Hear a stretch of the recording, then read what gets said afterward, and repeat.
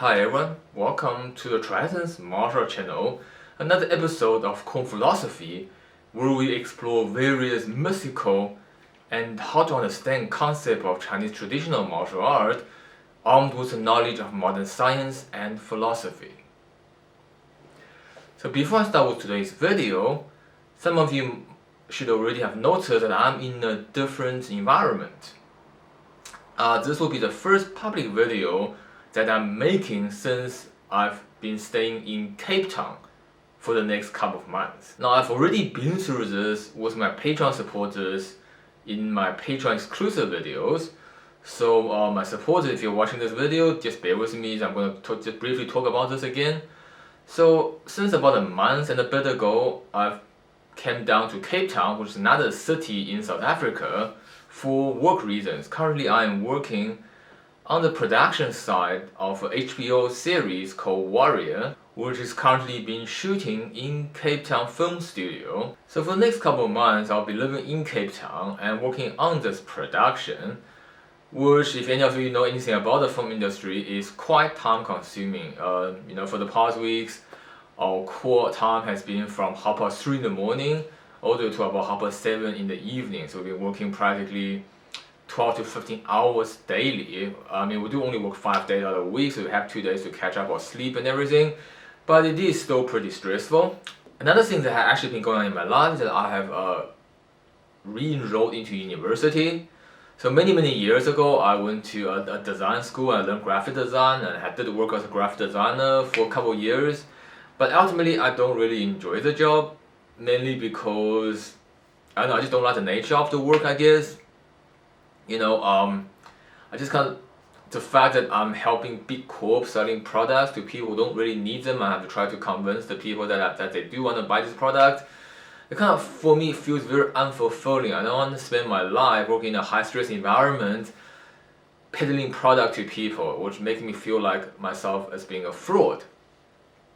Which is why I've quit graphic design and try to focus my time on learning Chinese martial arts. I still do graphic design on the side as a freelance thing. But in more recent years, I've thought more and more about this, and last year, someone basically convinced me that if I really don't like graphic design, I should maybe go back to college and pursue a different career altogether. Now, this had never really occurred to me because I'm kind of old now, going back to college. Well, I'll have to spend another couple of years before I could get this qualification for a new career. So I've never really considered this, but a friend did talk me into this, and which is why this year I've enrolled into university and I'm gonna major in psychology, which some of you might find this to be quite strange because I came from an art-based industry. What makes me actually want to do psychology? I'm not going to take too much time in this video to talk about it, but in short, I have always had a curiosity trying to understand how things work, whether it is how martial art works, how certain power in the martial art style works, to how the universe works, hence my interest in physics, as well as how the human mind works. I've always had interest in psychology, and I believe that eventually if I can become a psychologist and use a skill not only as give a good income, it also kind of helps people in a more positive way than peddling products to people who don't actually need to buy them.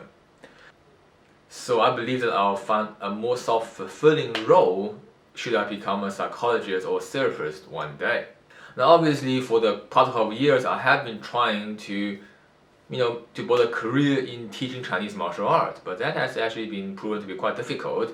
The pandemic kind of contributed to that, but even without the pandemic, it is still not an easy industry in the sense that if I want to teach what I believe to be real and true, I will not get much students. So unless I get a bunch of students who are really rich and can sustain my living costs, otherwise it's just not very viable.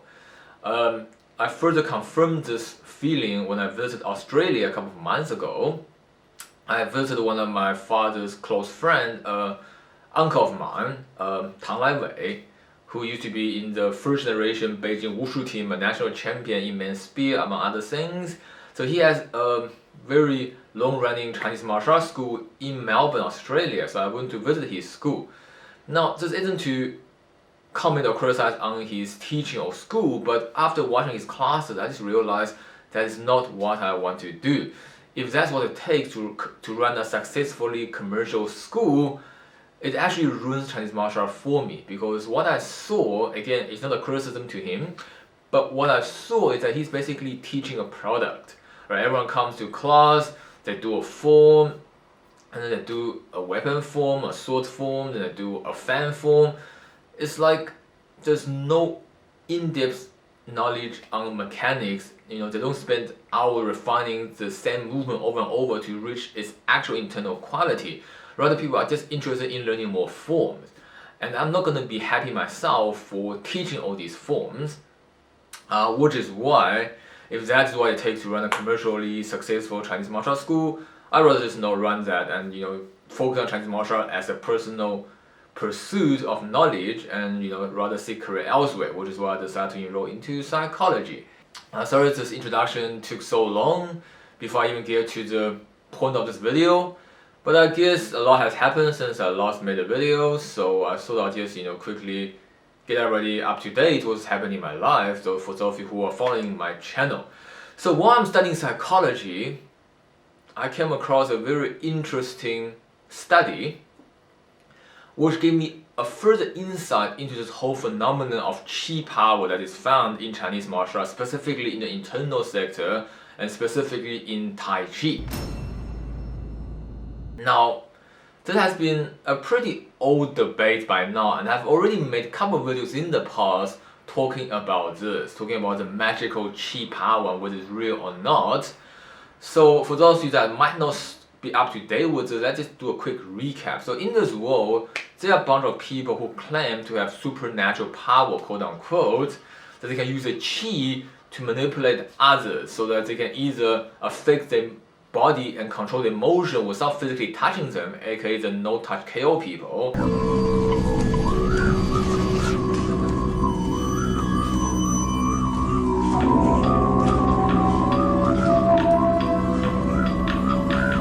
There are also one who do touch them, but with bare minimum touching and almost no physical power observed, they're able to overpower people with relatively ease and make them do crazy stuff like hopping non-stop,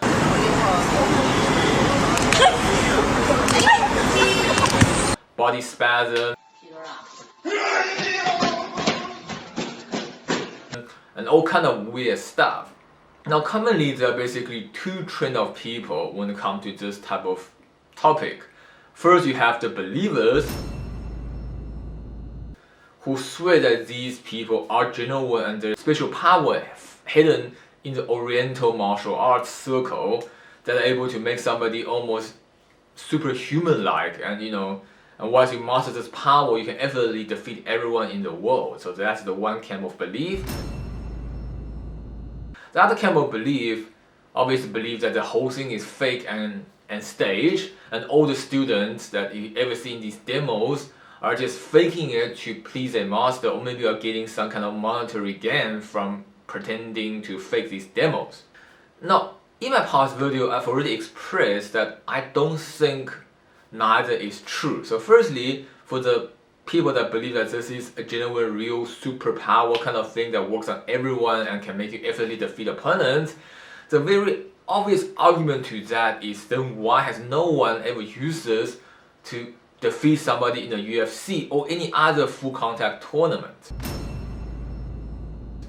Of course, these people will often come with this excuse that this kind of training isn't for fighting, it isn't for personal gain, and try to make it all sound philosophical and altruistic. But obviously that falls short, because all of these people are demonstrating this in public, which means that they're not doing this for personal enlightenment, they are actually doing this for monetary gains and commercial purposes. And furthermore, they are showing these demos onto a human that is seemingly attacking them. I move my body and I stick. Okay, so we do a normal time. We connect, it becomes sticking or grappling situation. Come, you see? I strike, I strike. Here, I strike. And I control. Which insinuates the idea that they are suggesting these are used for combat. And if you are teaching something that is intended for combat, then I don't see any reason why you're not allowed to use this in actual combat to prove your point. That would be pretty hypocritical. That is why I don't believe those people's excuses actually holds water when it comes to none of these people has ever stepped in the ring and defeat somebody in a proper fight. As for the other camp who believe this is a complete fake and stage, I also don't think that is true. Quite simply because why would so many people in the world just fake jump and fake spasm and fake all these effects just to please their master? I mean, if I'm learning under the master that require me to fake the result, what am I getting out of it, right? I mean, surely if he pays me a full-on salary, I might consider doing this. But is it actually realistic for these masters to pay all these students a full-on salary? I think not. So these people who are faking it must be faking it for another reason, which is why this camp of belief, I also don't think it actually is true. Now, as I always say in my videos, the truth is seldomly one extreme or the other, but somewhere in the middle. Which is why in the past I have expressed the hypothesis that there is some kind of chi sensitivity in people, and those people who are sensitive to this kind of chi thing are able to feel something when they touch these kind of masters, quote unquote. And because of that, for them, whatever they experience and whatever their body is spasm or jumping, whatever they do, is genuinely real. However, the same phenomenon does not work on people who are not sensitive to chi, which is why for those people it doesn't work, and which is why when they step in the ring, they usually get their face knocked in by someone who isn't a believer, therefore isn't sensitive or susceptible to this kind of behavior. And one of the best examples of this is obviously the famous Japanese Aikido master who, as you can see in the video, when he's controlling his own students, he does it extremely well.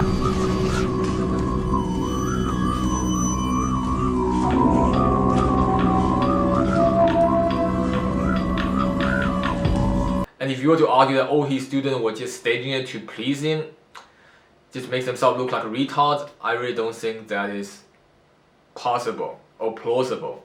But when he actually stepped into the ring to fight somebody full contact, his stuff didn't work at all, and he got his face knocked in and lost a couple of teeth from what I hear out of the outcome of that event.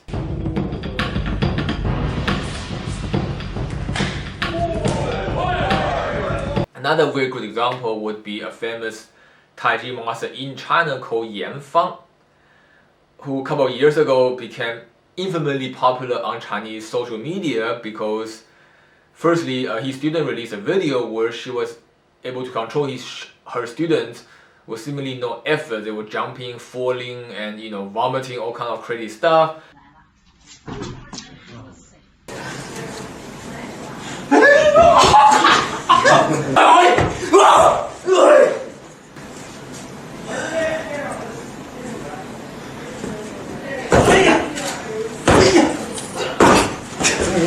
But when the reporter actually went to ask if the reporter could experience, whatever her power is, she basically tried to push the reporter, and the reporter didn't even step back, so nothing happened at all.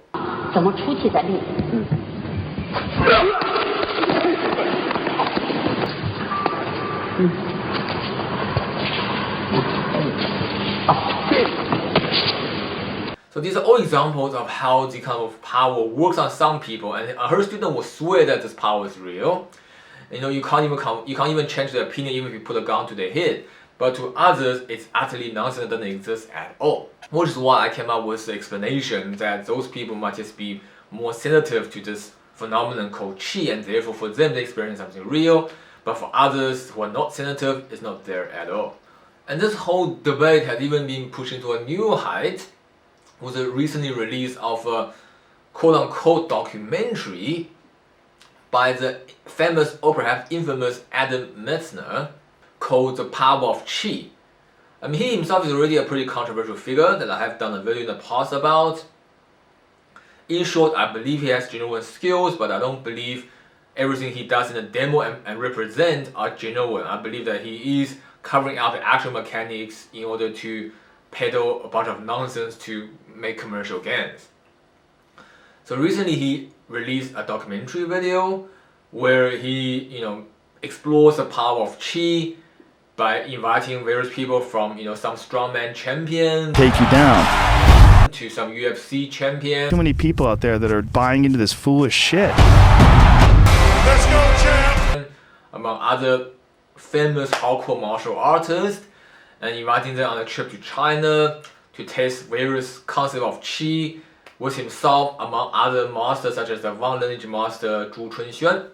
That's the only way I can explain.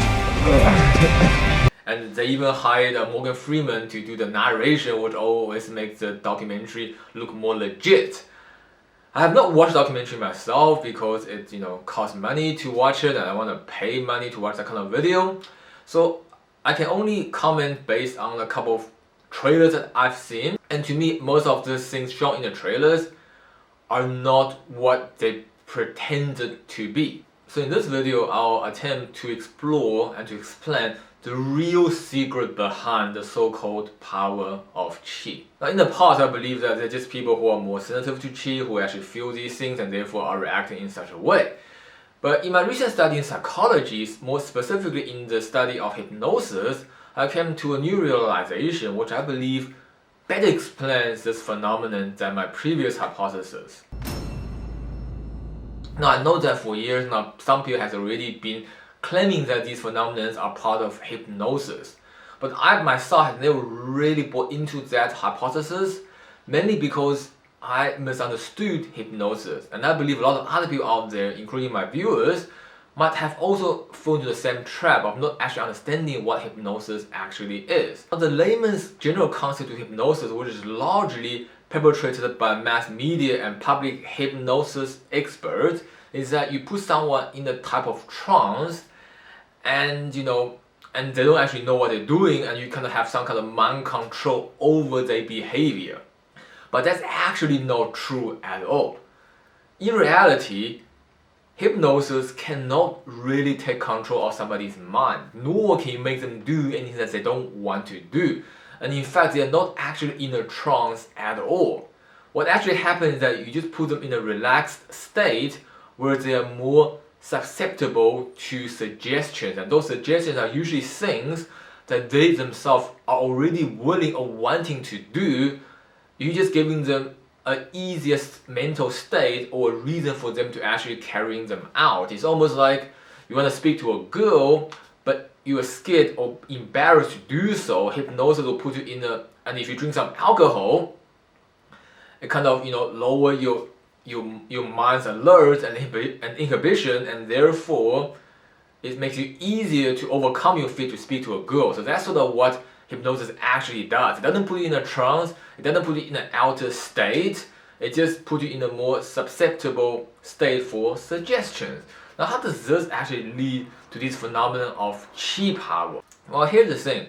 The reason I don't believe this initially is because, conventionally people, myself included, believe that for someone to be hypnotized, you have to kind of use certain devices or techniques such as dangling a wristwatch in front of the eye, asking them to focus on that, or you let them lie down on the couch and ask them to focus on your voice and shielding everything else away, the world fades away, only my voice exists. It kind of goes through various stages of command that put them in a hypnosis or a trance state. While that is how conventional hypnosis works, what a lot of people, myself included, didn't actually know is that hypnosis can also be self-induced. In other words, the person that's doing the act doesn't actually have to do anything special. So long as you believe you are being hypnotized, then certain things can still happen to you, even though that you allow it to happen to yourself, you think that something else is causing it. So there has been a very famous classical study by Martin Ornay in 1959, where he demonstrated a hypnosis technique where he got a collaborator who's actually pretending to be hypnotized. So he got him to show a spontaneous random dominant arm muscle stiffness while he was being hypnotized. Now this really occurs in reality during hypnosis. But he got this person, a collaborator, to pretend that this happens to a group of students. And afterwards, when he does hypnotize the class, 55% of them demonstrated this phenomenon where the dominant arm's muscle stiffens spontaneously during the session without him even suggesting to them that this should happen. Whereas in the control group, so another group of students who were not being shown this fake expectation, none of the participants showed a random stiffness of muscle in the dominant arm. So what this study shows us is that self-suggestion can happen without the person doing the hypnosis to even make an actual suggestion. And what that means is we sometimes can hypnotize ourselves. Now, if we take the knowledge we gain from this case study and look back into the practice of various Tai Chi and other Qi practice in the East, we can clearly see a similarity. So when the first time you go to a class or you go to the public park in China and you join a Tai Chi master, most of the time what you see is a Tai Chi master demonstrating various things on his student. And naturally, for most of us at least, we have this inner need to appeal to authority. So if you are there not trying to beat him in a fight, then you're already mentally accepting him to be a potential teacher. So you have this kind of respect for him, and therefore you appeal to his authority. And when you see his students, a bunch of them all bouncing up and down and doing muscle spasm, to a lot of the people, they naturally already build that expectation and suggestion into themselves. So when they goes up to try and experiment with this master, they're also more likely to convince themselves that these phenomena should also happen to themselves, both as an appeal to authority, also as a means to fit in subconsciously. So you might not be consciously aware of this behavior, but humans do tend to behave like that, even though you're not aware of it. And furthermore, there are also cases where the master will tell you to relax, and it will tell you to, do you feel this force, going into your waist? Do you feel this force going to your elbow? Do you feel, this tension here? Do you feel? They also kind of lead you through what you are to expect. And unless, again, you are there on purposely to make him look bad, you are going to try to follow his command and feel these things on you, because, again, you are there to learn. You are not there to kick his ass. And then also kind of put you into a more susceptible state, and it kind of makes you more likely to follow his suggestion.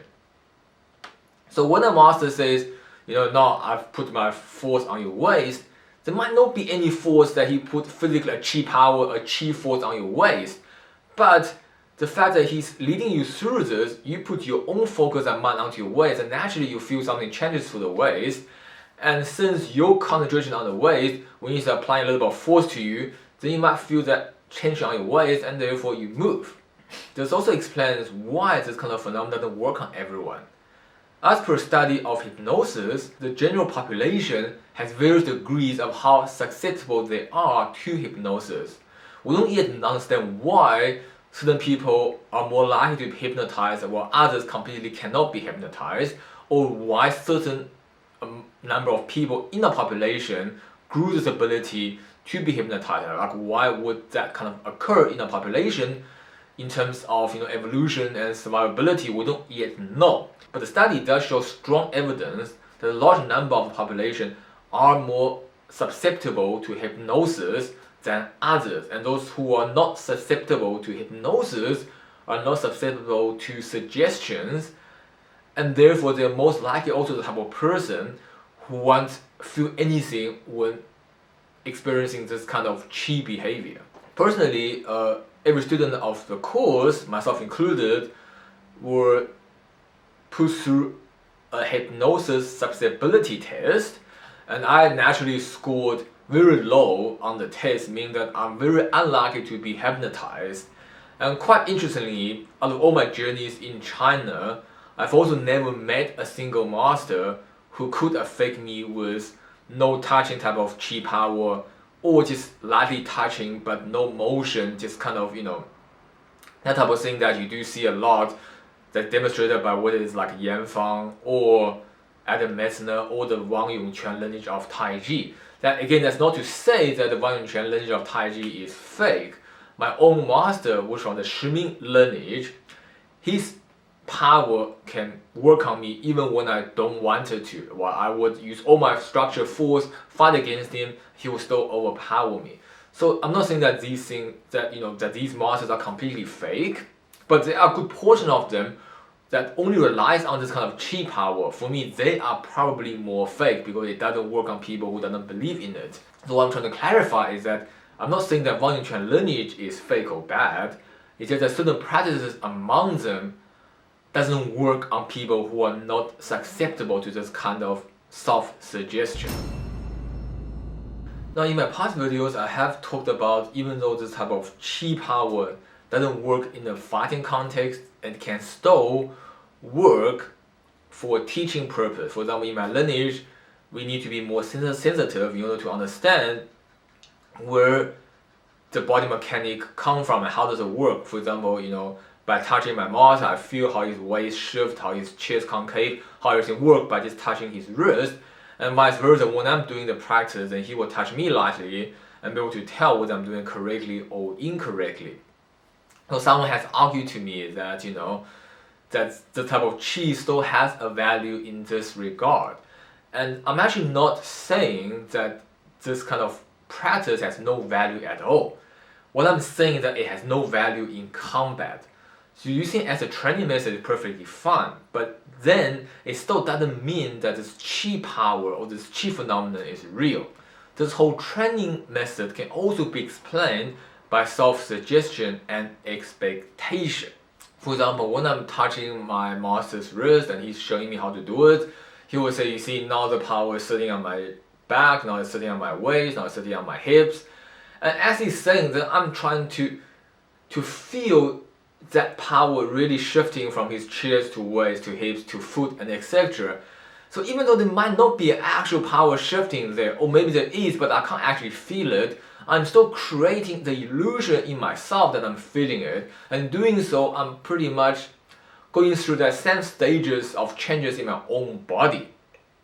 Same as when he said he's putting his power to my back or to my waist or to my hip, again, his power might not actually physically be there, but still, by his guidance, by his presence, as well as the guidance of his commands, I am making it true to myself, and in doing so, helping myself to learn alignment and how various body joints connect to each other.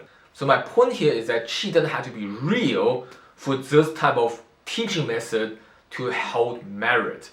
It's just like I can use a mind palace to help me remember all kind of information, right? But it doesn't make that mind palace that I imagine a reality. It's just a method I create that help me deal with information processing. So in this case, this whole idea of sensing my master's power going through me or my power pushing into him, it might not actually physically happen, but it still helps you to learn structure and learn how to generate actual power. So that is perfectly fine. The point of this video is to explore whether or not this chi power is an actual real force that manifests in reality or a suggestion that happens in our psychic. And based on all the above stated evidence and observation, I personally currently hold the belief that these things are pretty much a result of self-hypnosis or suggestion plus expectation. In fact, there are some even extreme medical conditions where a person believes that his limb is already lost, even though his limb is still attached, and therefore loses functionality on that limb. Or people who believe they're pregnant and shows all symptoms of pregnancy but in actuality are not pregnant.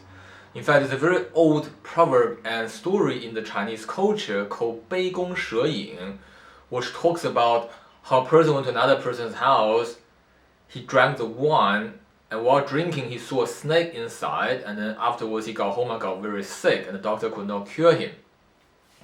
And later on, when his friend learned of this, he then sat down in his own dining table and he saw that, the snake in the water, in the wine, is not actually a snake, but the reflection of the bowl he has hung up on his wall.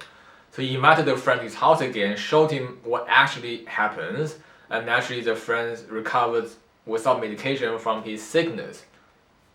And what the story basically tells you is that the power of our own mind is actually very, very strong. It can alter the reality of our own body to a certain extent.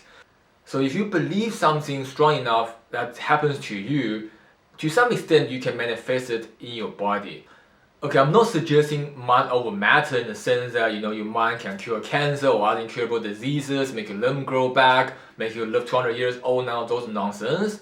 But if your mind can convince yourself that your arm muscles will stiffen and spasm, then it's not a far stretch to say that your mind can also convince your body to hop or feel electrified upon touching certain Tai Chi master. Which is why to date, I think that this is the basic explanation to the whole woo-woo magic or qi phenomenon found in the Chinese traditional internal martial arts circle. At this point, some of you who are supporters of the woo-woo qi power would argue that, but what about Adam Misner's video where, he demonstrated these things on UFC champions, on strongmen and whatnot. There's just too many people out there that are buying into this foolish shit.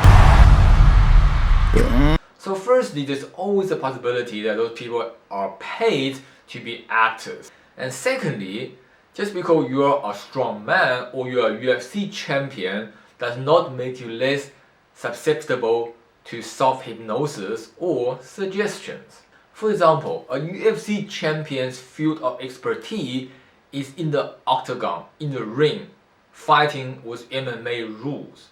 So if Adam Misner or whoever other Qi master out there step into the ring with a UFC, doesn't even have to be a champion, just a regular UFC fighter, and actually wins while doing this woo-woo type of stuff, not proper punching and kicking, then I will be convinced that this kind of Qi power is a physically real force manifested in reality. But just hiring a UFC champion to come stand there and follow your instruction and do a demo with you in a controlled environment dictated by your principles, it does not prove anything at all.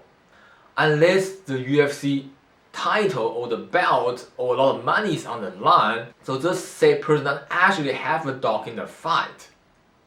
And therefore, he is not really applying his field of expertise in this whole setup. You are not asking him to punch you, to double leg takedown, to try to beat you in a fight. You're asking him to stand there, be strong, and then you move him with 2 fingers. Even if he is not paid to fix this whole thing, there's still a high chance that he just happens to be one of those susceptible person who actually believe in this thing. And with enough suggestions or even just self-suggestion, then he would feel, there is some kind of power coming through and agrees with it. Of course, the 2 finger thing is also just a trick of angle where you don't actually push him directly, you kind of turns a little bit so he's pushing in a way that he's not supporting. But among other demos, so the point is, just because you hire a UFC champion to help you demonstrate your Qi power doesn't make your Qi power real. Unless you actually prove it in the ring fighting with someone who is a proficient MMA fighter. The important thing to take note here is that just because somebody is an expert martial artist, it doesn't mean that he's naturally a skeptic. And only a skeptic would actually doubt everything that he or he is told and experiences. Someone who isn't skeptical about the nature of everything are more likely to be susceptible to this kind of behavior without actually questioning what is really going on. Just like the famous Tokyo subway terrorist attack, all 6 of those perpetrators are PhD, and some of which are from physics and chemistry. But they carry out the terrorist attack because they joined a religious cult believing in some kind of higher purpose. What this shows you is that just because someone has PhD in physics doesn't mean that he is completely fail-proof to believe in misinformation.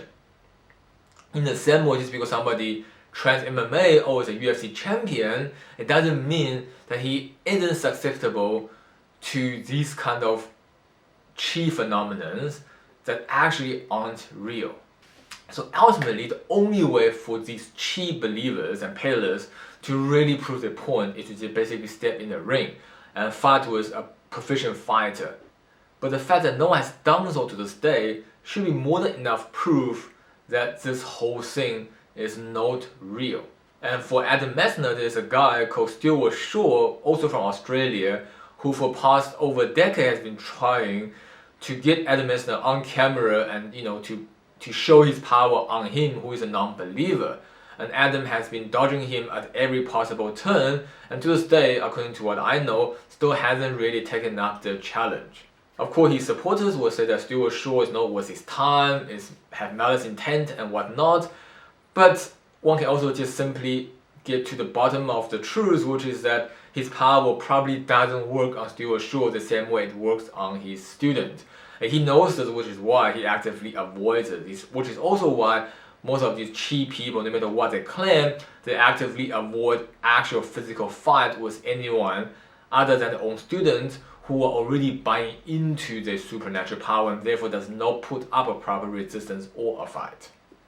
Lastly, a rule of thumb in this world: if something is too good to be true, chances are it is not true.